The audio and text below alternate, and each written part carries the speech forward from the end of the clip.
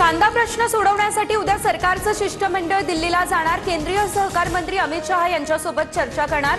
मुख्यमंत्री आणि दोन्ही उपमुख्यमंत्र्यांसोबत काही मंत्र्यांचाही मंत्रिमंडळात या शिष्टमंडळामध्ये समावेश।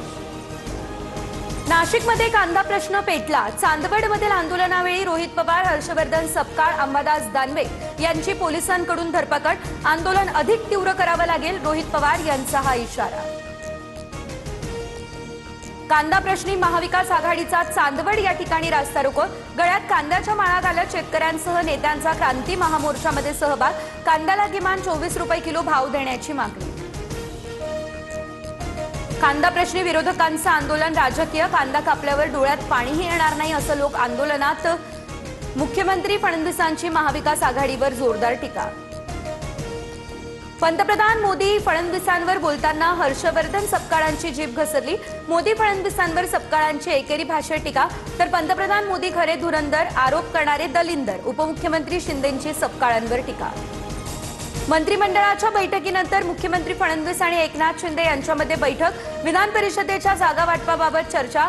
ठाणे, संभाजीनगर, नाशिक, हिंगोली, रायगडच्या जागेसाठी शिंदे आग्रही, अशी सूत्रांची माहिती।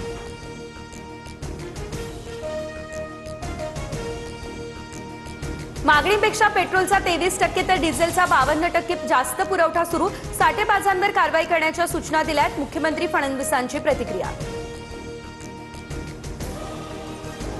पुणे शहरातल्या नाईट लाईफवरती कारवाईचा बडगा। पानटपऱ्या, खाद्यपदार्थांच्या गाड्या रात्री 10ला बंद। हॉटेल्सवर कुठलेच निर्बंध नाही, पुणे पोलीस आयुक्तांचे हे आदेश।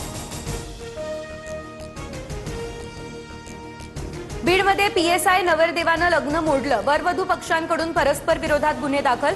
नवरदेव पवन निंबाळकरवर 14 लाखांच्या फसवणुकीचा मुलीच्या नातेवाईकांचा आरोप। वधू पक्षानं खोटी माहिती दिल्याचा नवरदेवाच्या भावाचा आरोप।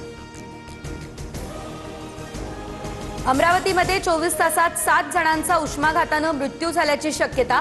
बेघर बेवारस व्यक्ती उष्माघाताचे बळी ठरत असल्याचं चित्र।